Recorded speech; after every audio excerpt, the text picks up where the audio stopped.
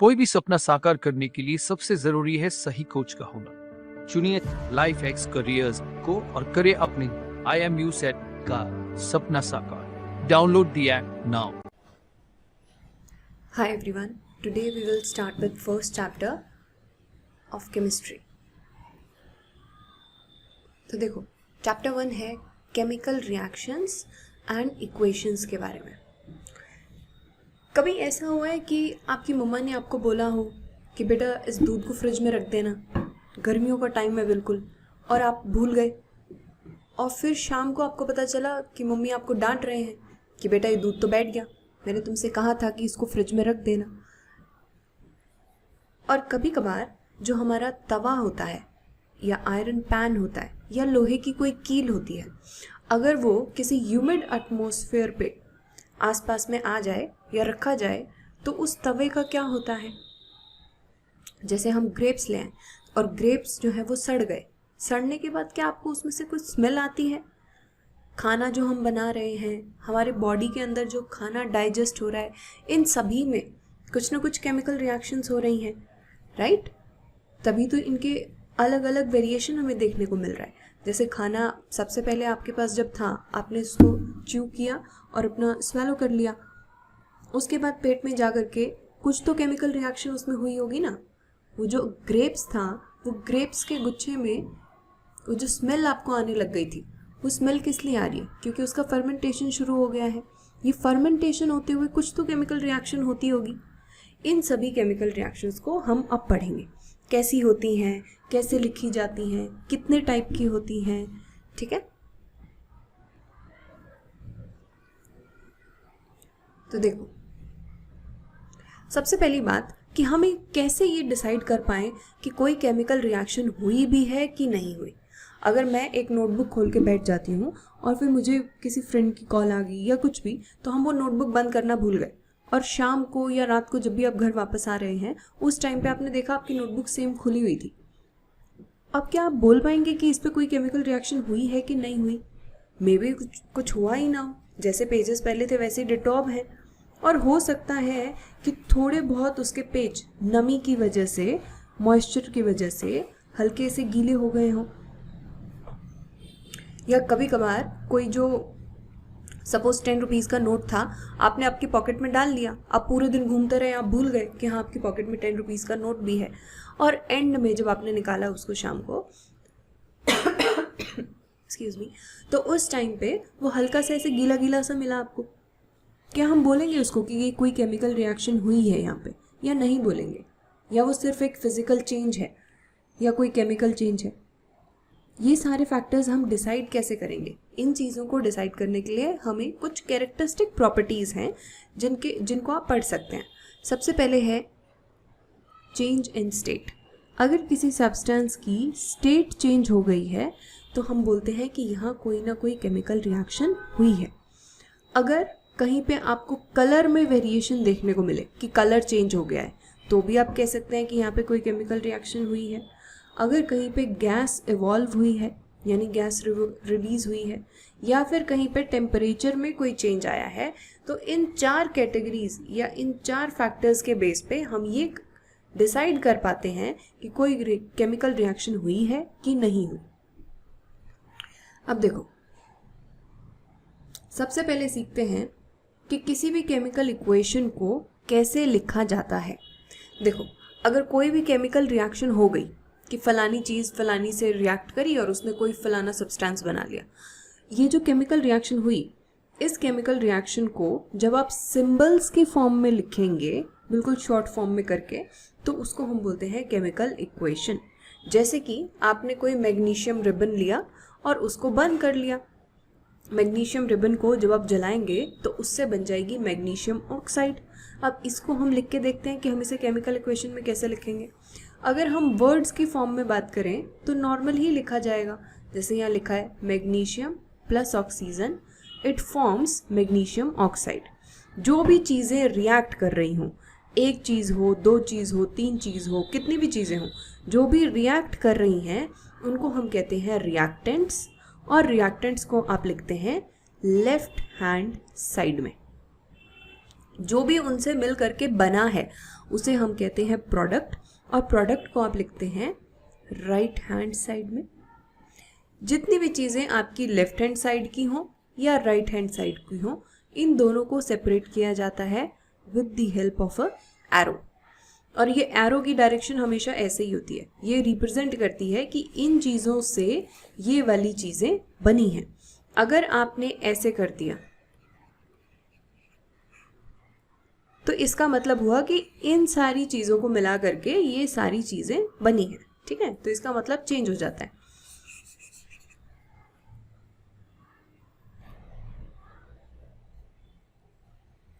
अगर आपके पास reactant side में 2 या 2 से ज़्यादा रिएक्टेंट हैं तो आप उन रिएक्टेंट को प्लस साइन के साथ में लिखेंगे। जैसे मैं मान के चलूँ A और B दोनों ही रिएक्टेंट थे, ये दोनों रिएक्ट कर रहे हैं, तो मैं इन दोनों के बीच में ऐसे प्लस का साइन लगा दूंगी। इससे जो भी बन रहा है प्रोडक्ट, मान लीजिए कि 2 प्रोडक्ट बने हैं, मान सकते हैं, ठीक है, एक भी बन सकता है, 2 भी, 3, 4, कितने भी प्रोडक्ट बन सकते हैं डिपेंडिंग अपॉन अलग अलग जो भी रिएक्शंस होंगी। इस रिएक्शन में हाइपोथेटिकली हम ये मान रहे हैं, अस्यूम कर रहे हैं कि यहाँ पे 2 प्रोडक्ट बने हैं C और D, तो इन दोनों प्रोडक्ट के बीच में आप ऐसे प्लस का साइन लगा देंगे। अब ये हमारी पूरी की पूरी केमिकल इक्वेशन बन चुकी है। किसी भी केमिकल रिएक्शन को उसकी सिंबॉलिक फॉर्म में इस तरीके से रिप्रेजेंट करने को हम कहते हैं केमिकल इक्वेशन, ठीक है। देखो जैसे इन्होंने ये लिखा हुआ है मैग्नीशियम प्लस ऑक्साइड, वो जो पहले भी आपने लिखा था, मतलब पहले पेज पे लिखा हुआ था ना, ये magnesium plus oxygen gives magnesium oxide, ये पूरा पूरा लिखा हुआ है। और अब इसको सिंबल की फॉर्म में अगर हम लिखेंगे तो मैग्नीशियम का सिंबल क्या होता है Mg, ऑक्सीजन का सिंबल O2, इन दोनों के बीच में प्लस, इससे बनने वाला प्रोडक्ट मैग्नीशियम ऑक्साइड MgO, ये बन गया प्रोडक्ट। अब इस पूरे को आप क्या बोलेंगे, इसे हम कहेंगे केमिकल इक्वेशन, ठीक है। केमिकल इक्वेशन 2 तरीके की होती है, एक होती है बैलेंस्ड केमिकल इक्वेशन और एक होती है अनबैलेंस्ड।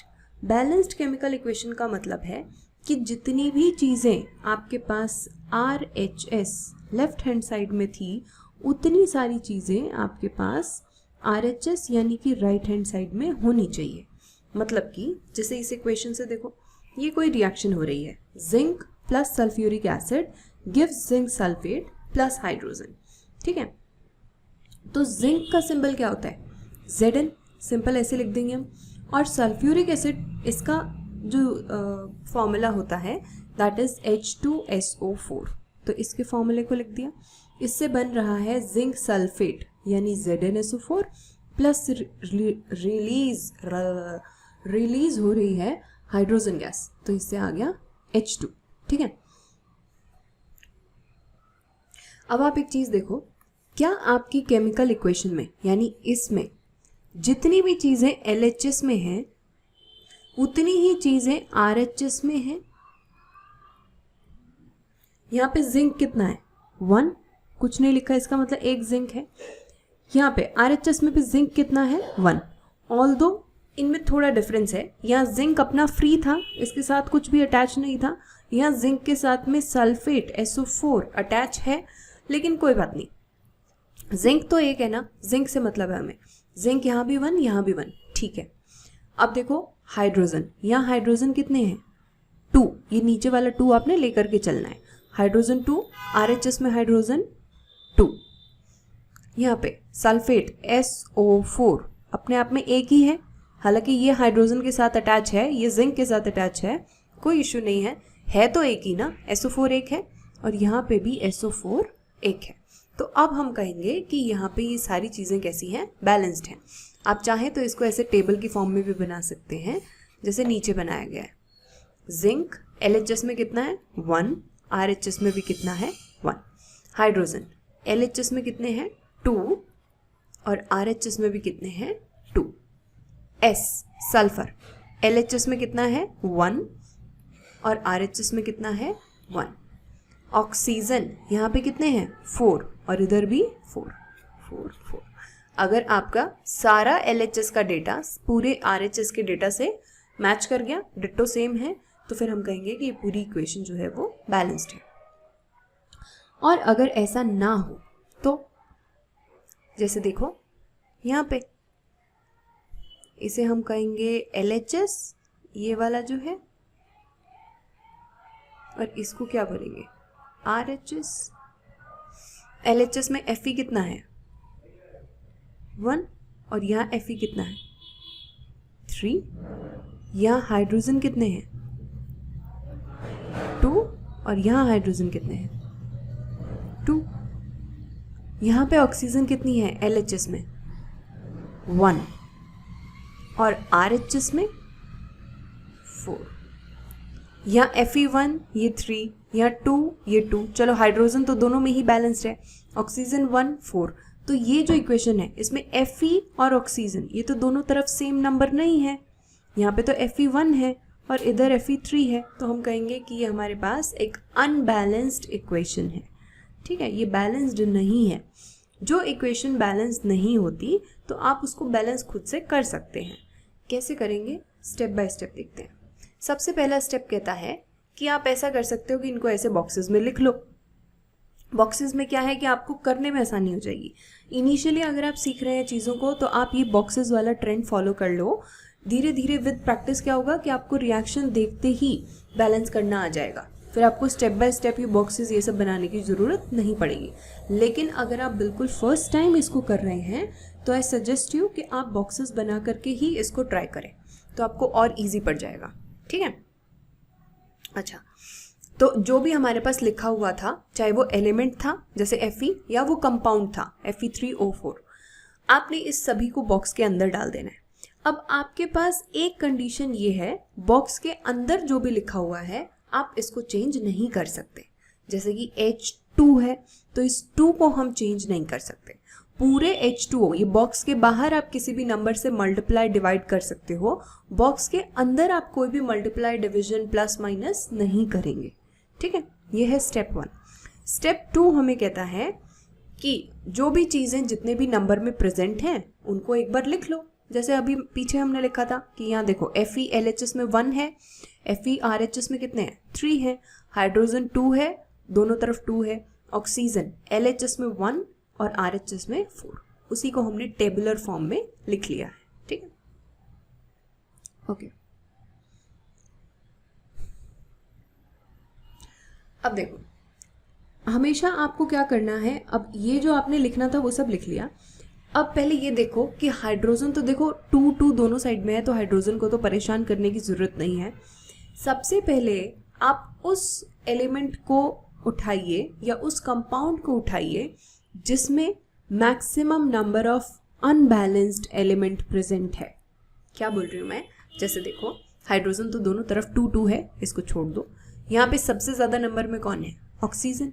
ऑक्सीजन इधर पे कितना है 4, तो हम पहले O4 की रिस्पेक्ट में बैलेंस करके देखते हैं। कैसे करेंगे, देखो ऑक्सीजन है किस किस में, एक इसके पास है, एक इसके पास है, बाकियों के पास तो है नहीं, उनका कोई काम नहीं है इधर पे। ठीक है, जो मैंने टिक किए हुए हैं H2O एंड Fe3O4, इसमें देखो RHS में ऑक्सीजन कितना है 4, LHS में कितना है 1। तो आप ये कर सकते हैं कि पूरे बॉक्स को मल्टीप्लाई कर देंगे 4 से। सिर्फ ऑक्सीजन को मल्टीप्लाई नहीं किया जा सकता। अगर आप सोचें कि ऑक्सीजन को कर देते हैं हाइड्रोजन को छोड़ देंगे, ऐसा नहीं होगा। या तो पूरा ही मल्टीप्लाई होगा या फिर नहीं होगा, क्योंकि यहाँ पे O4 लिखा हुआ है, हमें 4 ऑक्सीजन चाहिए, तो हम क्या करेंगे कि यहाँ पूरे को मल्टीप्लाई कर देते हैं विद 4। ठीक है, तो 4H2O, यही इसने करके दिखाया हुआ है। एक H2O था, 1 × 4 यानी 4H2O हो गए, और यहाँ तो ऑलरेडी 4 ये थे ही। ठीक है, तो हमारे पास कुछ ऐसा देखने को मिलेगा, Fe as it is 4H2O, Fe3O4 plus H2। ठीक है, तो जो मैक्सिमम नंबर में था यानी कि हमारा H2O, उसको तो हमने कर दिया, वो तो हमारा हो गया। अब जैसे ही आपने ऑक्सीजन बैलेंस किया, 4 ऑक्सीजन इधर और 4 ऑक्सीजन इधर, एक छोटी सी गड़बड़ और हो गई है। गड़बड़ नहीं, इसको वेरिएशन बोलेंगे। जैसे ही आप इस पूरे को मल्टीप्लाई करते हैं विद 4, तो बेटा देखो 4H2 भी तो हो गया, यानी अब हाइड्रोजन कितने हैं, 4 इंटू 2 यानी 8 हाइड्रोजन हो चुके हैं H2O में। और दूसरी तरफ हमारे RHS में कितने हैं, सिर्फ 2 ही हाइड्रोजन है।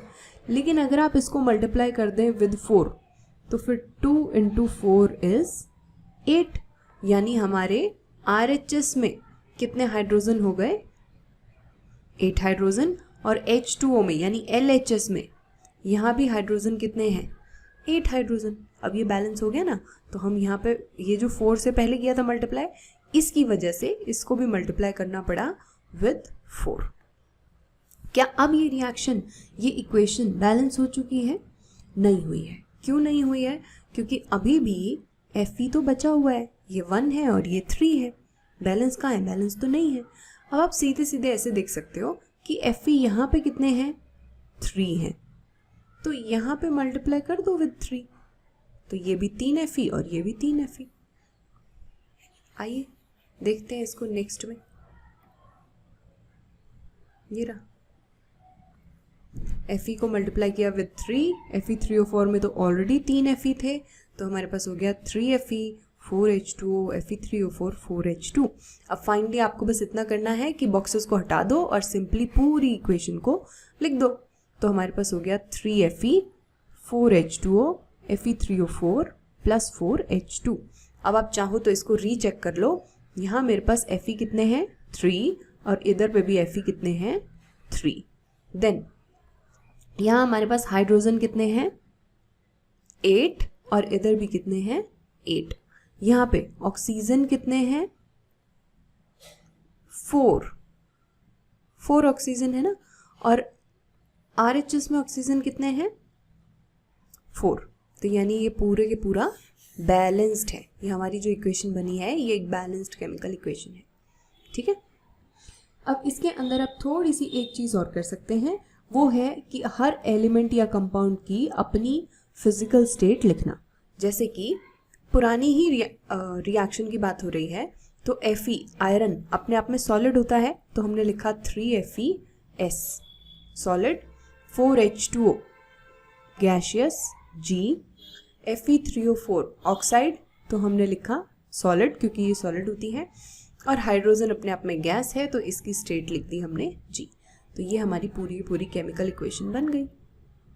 अब कभी कभार केमिकल इक्वेशंस में कुछ और चीज़ें भी मेंशन की होती हैं, जैसे कि टेम्परेचर, प्रेशर, कैटलिस्ट वगैरह वगैरह।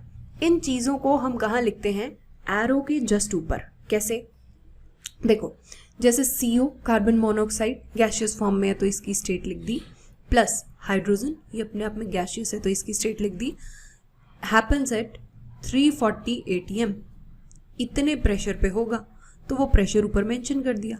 अगर कोई टेम्परेचर होता, लेट्स से कि 373 केल्विन टेम्परेचर भी यहाँ पे रिक्वायर्ड होता, तो हम यहाँ लिख देते 373 केल्विन। एरो के ऊपर लिखो या एरो के नीचे लिखो, दोनों तरफ चल सकता है, पर अगर एक ही चीज़ है तो प्रेफरेबल है कि आप एरो के ऊपर लिखें। 2 चीज़ हैं तो ठीक है, एक को ऊपर लिख दिया, एक को नीचे लिख दिया। जैसे इसमें लिखा हुआ है सनलाइट और फिर ये साथ में क्लोरोफिल, एरो के ऊपर नीचे इन दोनों चीज़ों को मेंशन किया हुआ है। तो टेम्परेचर, प्रेशर, कैटलिस्ट को आप यहाँ पे लिख सकते हैं। अच्छा, कुछ बच्चों को डाउट होगा कि कैटलिस्ट क्या होता है। तो कैटलिस्ट बेसिकली एक ऐसा सब्सटेंस जिसको रिएक्शन में डालने से वो रिएक्शन की स्पीड को चेंज कर देगा, तो उसे हम कहते हैं कैटलिस्ट, ठीक है। जैसे कभी कभार निकल है, निकल अपने आप में एक एलिमेंट है, जैसे आयरन, कोबाल्ट, कॉपर, ये सभी एलिमेंट्स है ना, वैसे निकल भी एक एलिमेंट है, ठीक है। तो निकल को कभी कभार थोड़ा सा अमाउंट ऑफ निकल डाल देते हैं तो वो कैटलिस्ट की तरह एक्ट करता है। अब इसको लिखेंगे कहाँ, अगर ये कोई रिएक्शन में होता तो एरो और उसके ऊपर निकल, Ni उसका सिंबल लिख देंगे ऐसे। कैटलिस्ट का काम क्या है, कैटलिस्ट रिएक्शन की स्पीड को चेंज कर देगा, बनने वाले प्रोडक्ट को ये चेंज नहीं कर सकता कि कैटलिस्ट डाला और प्रोडक्ट ही चेंज हो गया, रिएक्शन चेंज हो गई, ऐसा पॉसिबल नहीं है। कैटलिस्ट सिर्फ एक ऐसा सब्सटेंस है जो कि स्पीड ऑफ रिएक्शन को चेंज कर देता है।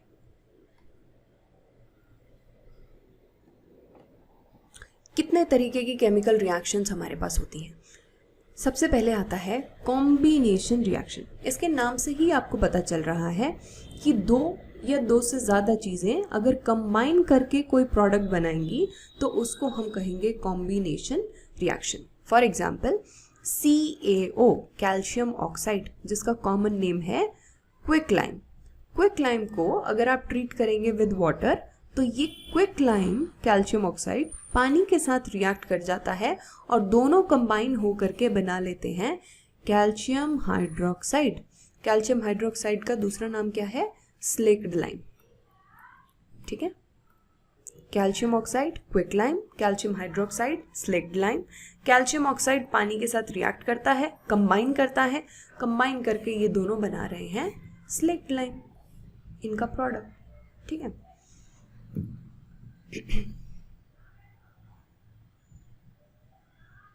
ये कुछ और एग्जाम्पल्स आपसे डिस्कस किए हुए हैं सेम कॉम्बिनेशन रिएक्शन के। जैसे सबसे पहले हो गया burning of coal, carbon in the presence of oxygen. Air में जो भी ऑक्सीजन प्रेजेंट होती है उससे कार्बन कंबाइन कर जाता है और बना लेगा CO2 carbon dioxide. Formation of water, water के अंदर क्या है कि hydrogen gas combine with oxygen gas and it forms water molecule. ठीक है,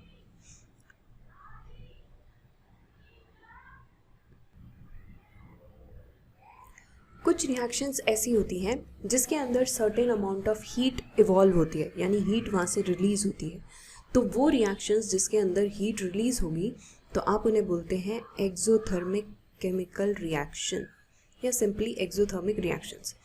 कोई रिएक्शन ऐसी हो जिसमें हीट आपको देनी पड़े, यानी हीट एब्जॉर्ब हो, या हम बोल सकते हैं हीट कंज्यूम हो, तो आप उसको बोलेंगे एंडोथर्मिक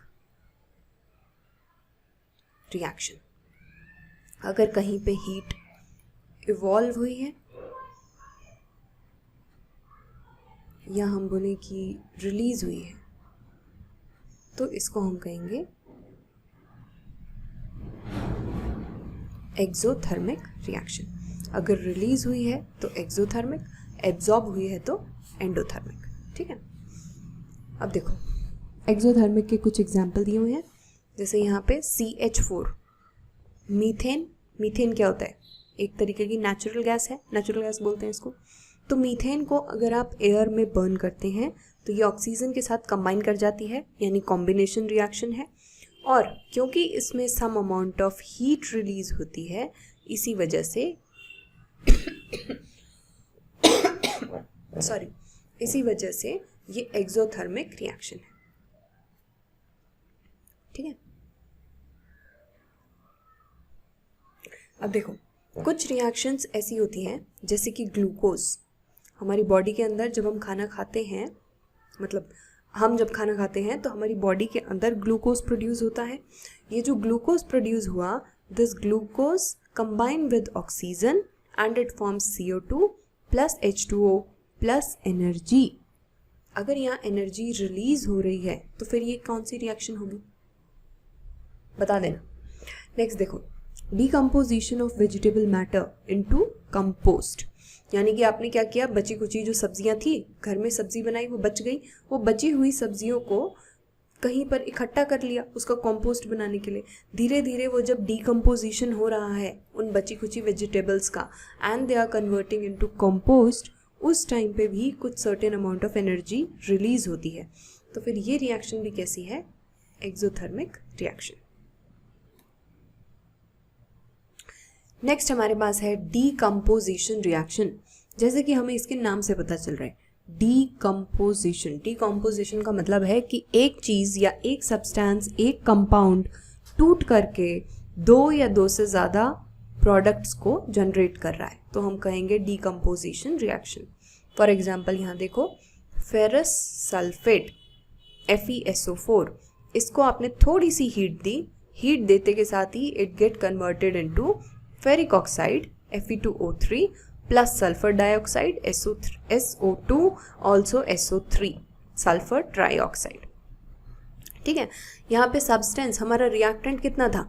एक ही है, यहाँ 2 लिखा हुआ है इसको बैलेंस करने के लिए, पर एक्चुअल में तो FeSO4 के अलावा और कुछ तो नहीं है। ऐसा तो नहीं कि यहाँ पे हाइड्रोजन भी है या यहाँ पे ऑक्सीजन भी है। कंपाउंड तो एक ही टाइप का है ना, वो तो 2 उसके नंबर ऑफ मॉलिक्यूल्स या नंबर ऑफ मोल्स हैं, ठीक है।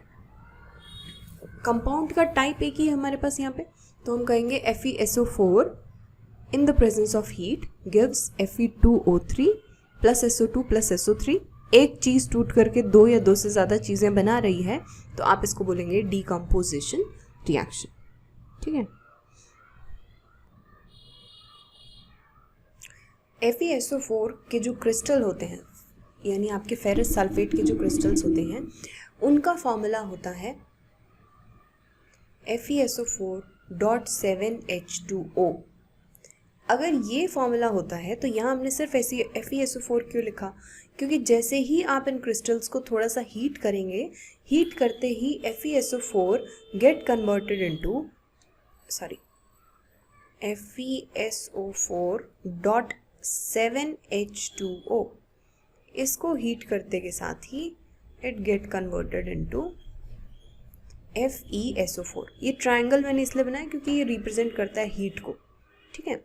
तो जैसे ही आप इसको थोड़ा सा हीट करेंगे तो ये चेंज हो जाता है FeSO4 में, ठीक है। और ये चेंज आपको कैसे पता चलेगा कि ये चेंज हो, अब वो चीख के तो नहीं बताएगा बीकर में से कि मैं चेंज हो गया, 7H2 निकल गया है यहाँ से। पहले इसका कलर अलग था, बाद में इसका कलर अलग है। पहले इसका कलर था ब्लू, लेकिन अब वो ब्लू कलर फेड हो चुका है। तो ये जो कलर का चेंज होना है, चेंज इन कलर, उससे हमें पता चलता है कि यहाँ कोई केमिकल रिएक्शन हुई है और केमिकल रिएक्शन बस हो गई है, FeSO4 बन गई, ठीक है। ऐसी FeSO4 को फिर भी अगर हम फर्दर हीट करते हैं तो ये चेंज हो जाता है फेरिक ऑक्साइड में और रिलीज करता है गैसेस SO2, SO3। इनके रिमूवल से हम कंफर्म कर सकते हैं कि यहाँ कोई केमिकल रिएक्शन हुई है। नेक्स्ट इसका एक और एग्जाम्पल है डीकम्पोजिशन रिएक्शन का, that is calcium carbonate. Calcium carbonate को जैसे ही आप हीट करते हैं तो it converts into CaO। CaO calcium oxide, calcium oxide को बोलते हैं क्विक लाइम, ठीक है। कैल्शियम कार्बोनेट, इसको हम बोलते हैं लाइमस्टोन। तो कैल्शियम कार्बोनेट को हीट करो, ये कन्वर्ट हो जाएगा calcium oxide plus removal of carbon dioxide gas, okay.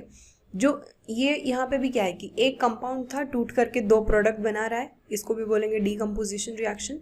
जो डीकम्पोजिशन रिएक्शन हीट की प्रेजेंस में होती हैं उन्हें आप कहेंगे थर्मल डीकम्पोजिशन रिएक्शन। क्या बोलेंगे उसको? Thermal decomposition reaction. कोई भी रिएक्शन, कोई भी डीकम्पोजिशन रिएक्शन जिसमें हीट इन्वॉल्व है, यानी कि हीट की प्रेजेंस में रिएक्शन हुई है, तो आप उसको बोलेंगे थर्मल डीकम्पोजिशन।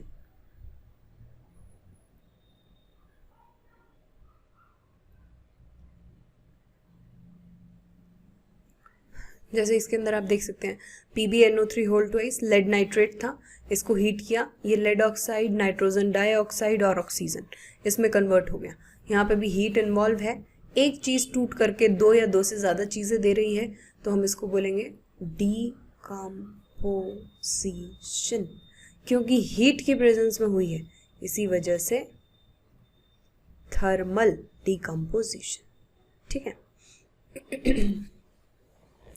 अगर डीकम्पोजिशन रिएक्शन हुई हो लेकिन इलेक्ट्रिसिटी की प्रेजेंस में हुई हो तो हम उसको बोलेंगे इलेक्ट्रोलिसिस, या आप उसको बोल सकते हो इलेक्ट्रोलिटिक डीकम्पोजिशन रिएक्शन। अगर कोई डीकम्पोजिशन रिएक्शन सनलाइट की प्रेजेंस में हुई हो, जैसे यहाँ ये एक चाइना डिश ली, चाइना डिश क्या होता है कि एक छोटी सी कटोरी टाइप होती है, उसके अंदर आपने डाल दिया सिल्वर क्लोराइड और यहाँ से धूप आ रही है, तो होगा क्या कि धीरे धीरे इसका जो कलर है वो चेंज हो जाएगा। तो हमें पता चलेगा कि यहाँ पे तो कोई केमिकल रिएक्शन हुई है।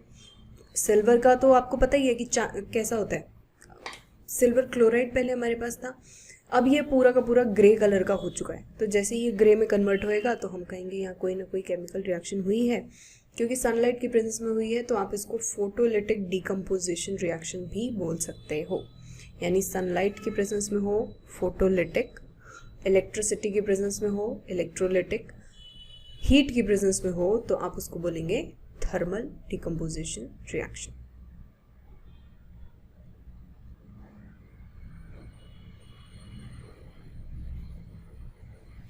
अब क्योंकि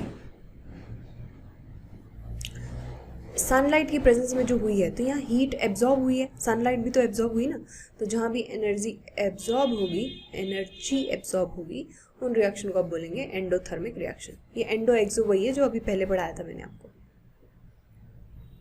थर्ड टाइप हमारे पास है डिस्प्लेसमेंट रिएक्शन। डिस्प्लेस यानी कि अपनी पोजीशन से हटा देना। कैसे हटाएगा?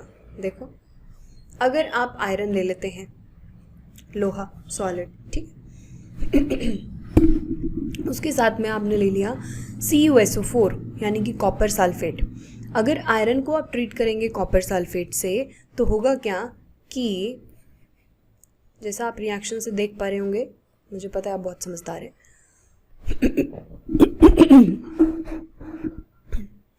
Fe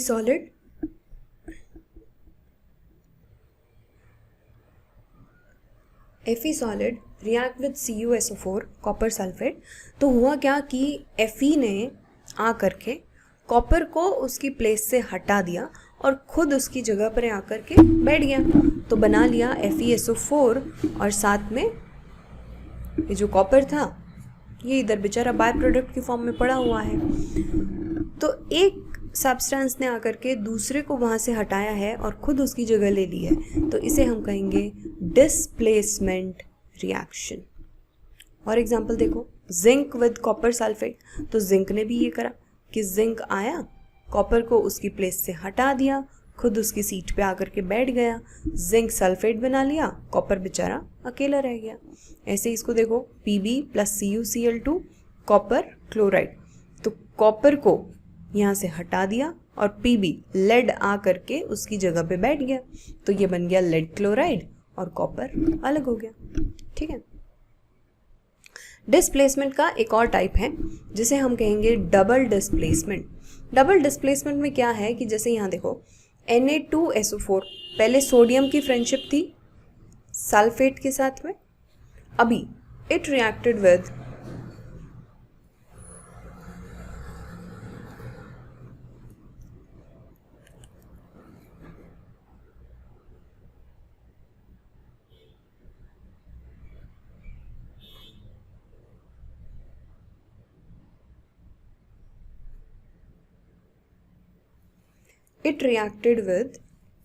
BaCl2 barium chloride. तो सोडियम की फ्रेंडशिप पहले सल्फेट से थी, बेरियम की फ्रेंडशिप क्लोराइड से थी। सोडियम ने अपनी फ्रेंडशिप सल्फेट के साथ हटा दी, तोड़ दी, और किससे कर ली? क्लोरीन से। ऑल्सो अब ये बेरियम भी चुप नहीं बैठेगा, बेरियम ने बोला कोई बात नहीं, तो बेरियम ने फिर जा करके सल्फेट से फ्रेंडशिप कर ली।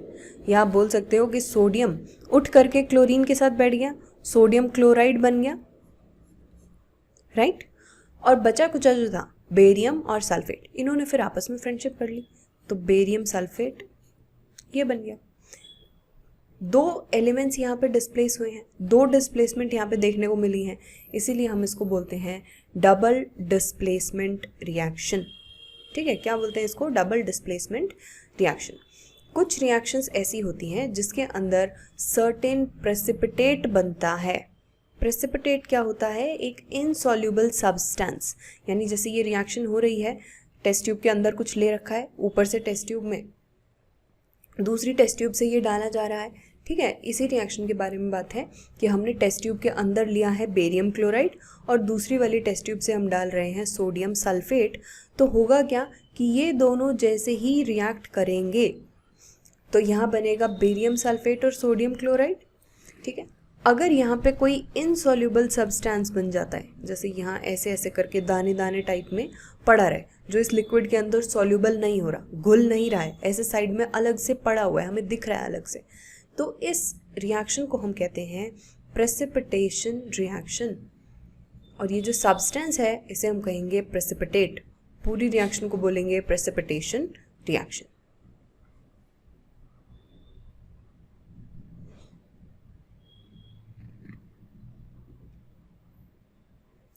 देन हमारे पास है fifth type of reaction, oxidation and reduction. देखो बहुत इजी है, आप एक को याद कर लो या एक को समझ लो, दूसरा उससे बिल्कुल ऑपोजिट चलेगा। जैसे हम बात करें ऑक्सीडेशन की, तो कहते हैं कि addition of oxygen is called as oxidation. ठीक है, एडिशन ऑफ ऑक्सीजन को क्या बोलते हैं? ऑक्सीडेशन। तो यानी कि रिमूवल ऑफ ऑक्सीजन को क्या बोलेंगे? रिडक्शन, क्योंकि इसका ऑपोजिट तो यही हुआ। ऑल्सो रिमूवल ऑफ हाइड्रोजन, ये भी होता है ऑक्सीडेशन। और अगर removal of hydrogen is oxidation, तो इसका मतलब addition of hydrogen is reduction.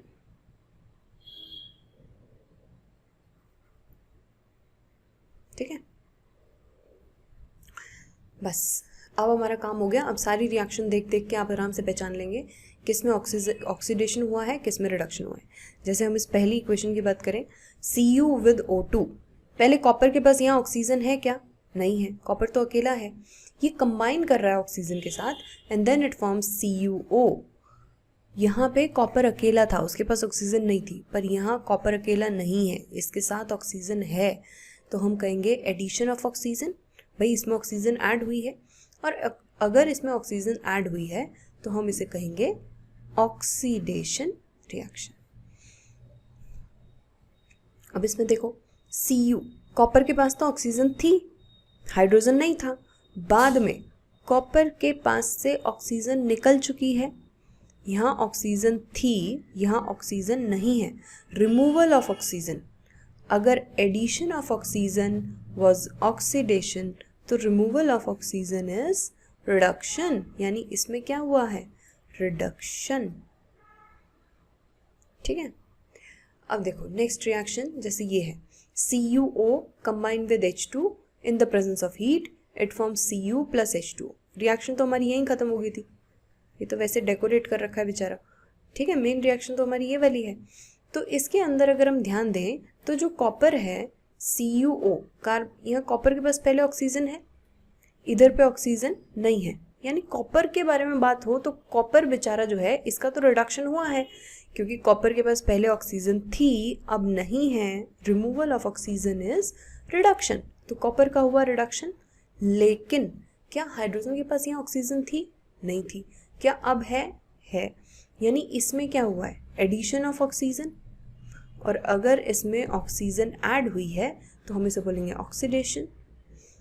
In reaction को हम बोलते हैं ऑक्सीडेशन रिडक्शन रिएक्शन। ऐसी रिएक्शंस जिसके अंदर ऑक्सीडेशन और रिडक्शन दोनों ही साइमल्टेनियसली हो रही हों, तो उसको आप बोलेंगे ऑक्सीडेशन रिडक्शन रिएक्शन। और इन्हीं का दूसरा नाम है रेडॉक्स रिएक्शन। रेडॉक्स का भी वही मतलब है कि इसमें रिडक्शन और ऑक्सीडेशन दोनों ही चीज़ें हो रही हैं। ठीक है, अगर हम रिडॉक्स रिएक्शन के कुछ और एग्जाम्पल देखें तो देखो जिंक ऑक्साइड विद कार्बन, यहाँ जिंक के पास ऑक्सीजन है पर इधर पे जिंक के पास ऑक्सीजन नहीं है। रिमूवल ऑफ ऑक्सीजन यहाँ है, यानी इसका हुआ है रिडक्शन। बट कार्बन के पास यहाँ ऑक्सीजन नहीं है, इधर पे है, तो इसका मतलब कार्बन का हुआ है ऑक्सीडेशन। तो इस हिसाब से ये पूरी रिएक्शन कैसी है? Redox reaction. ठीक है, नेक्स्ट रिएक्शन देखो, जैसे MnO2, यहाँ Mn मैंगनीज के पास ऑक्सीजन है, लेकिन इधर MnCl2 मैंगनीज के पास ऑक्सीजन नहीं है। हालांकि उसके पास क्लोरीन है पर ऑक्सीजन तो नहीं है, तो हम कहेंगे Mn का क्या हुआ है? रिमूवल ऑफ ऑक्सीजन, यानी कि रिडक्शन। HCl हाइड्रोजन के पास पहले क्लोरीन था, अब हाइड्रोजन के पास ऑक्सीजन है, तो इसका हुआ है ऑक्सीडेशन। ऑक्सीडेशन रिडक्शन दोनों है, तो फिर ये पूरी क्या है? Redox reaction.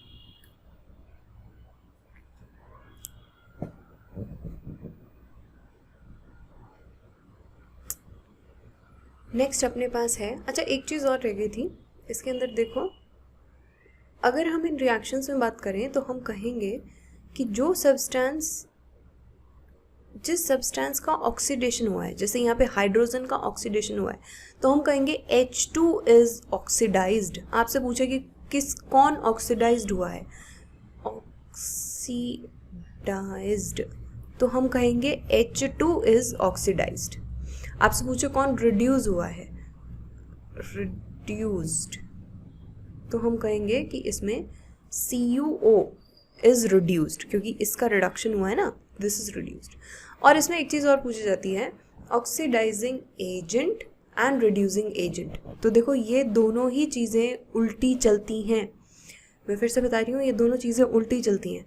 जिस सब्सटेंस का ऑक्सीडेशन हुआ है, यानी H2 का ऑक्सीडेशन हुआ है, H2 is oxidised, H2 will act as reducing agent, ये अपने आप में रिड्यूसिंग एजेंट है। ऑक्सीडेशन जिसका हुआ है वो रिड्यूसिंग एजेंट, जिसका रिडक्शन हुआ है वो ऑक्सीडाइजिंग एजेंट। ऐसे चलती है ये, ठीक है, ऑपोजिट। फाइनली हमारे पास है कोरोजन। कोरोजन क्या होता है कि कोई भी जो हमारा मोस्टली मेटल्स के लिए यूज़ होती है, कि कोई भी हमारा मेटल था तो वो मेटल बेचारा डिग्रेड हो गया, ख़राब हो गया, डिकम्पोज कर गया, किसकी वजह से, एटमॉस्फेयर में प्रेजेंट एयर और मॉइस्चर की वजह से, तो हम कहते हैं कि दिस इज़ कोरोजन, ये मेटल का ख़राब होना, दिस इज़ कोरोजन, ठीक है। और कोरोजन में अगर हम स्पेसिफिकली बात करें आयरन की, तो उसके लिए एक टर्म यूज़ होती है रस्टिंग। आयरन के लिए स्पेशली यूज़ किया जाता है वर्ड रस्टिंग। मतलब इसका भी यही है कि metal is attacked by substances around it, जैसे कि मॉइस्चर, एसिड वगैरह वगैरह, और उनकी वजह से वो ख़राब हो गया, तो उसे हम कहते हैं कोरोड, और पूरे प्रोसेस को बोलते हैं कोरोजन, ठीक है। अब थोड़ा सा डिफरेंस है, जैसे कि अगर हम बात करें सिल्वर की, तो सिल्वर पे हमें एक ब्लैक कोटिंग देखने को मिलती है। आपकी मम्मा की जो पायल वगैरह होती हैं या कोई भी ज्वेलरी हो सिल्वर की, जब वो ख़राब हो जाएगी तो देखना कि विद टाइम उस पर क्या है कि शाइन ख़त्म होती जाती है और काली काली लेयर आती है। सिर्फ सिल्वर के केस में ऐसा मिलेगा। अगर आप कॉपर के बारे में देखेंगे, कॉपर का कोई यूटेंसिल आपके घर पे हो, तो उसमें एक ग्रीन कलर की लेयर आने लग जाती है। कुछ लोग कॉपर की रिंग भी पहनते हैं फिंगर्स में, ठीक है, तो विद टाइम क्या है कि उस पर ग्रीन कलर की लेयर आने लग जाती है। आयरन के केस में अगर बात करें तो हमें रेडिश ब्राउन,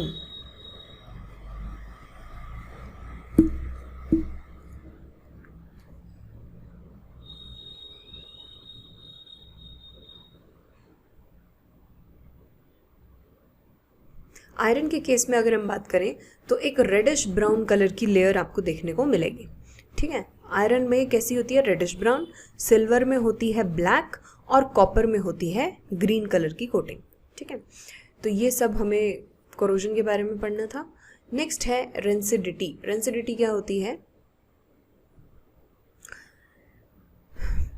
कभी भी हमारा जो खाना है वो उस बेचारे को एटमॉस्फेयर में प्रेजेंट हमारी ऑक्सीजन और सनलाइट, वाटर ड्रॉपलेट्स, इन सब की वजह से वो खाना सड़ गया, ख़राब हो गया, उसके अंदर कोई अलग ही बुरी सी स्मेल आने लग गई, उसका टेस्ट ख़राब हो चुका है, उसकी शक्ल थोड़ी बदल चुकी है, उसका कलर चेंज हो चुका है, तो इस पूरे फिनोमिना को हम क्या बोलते हैं, रेंसिडिटी,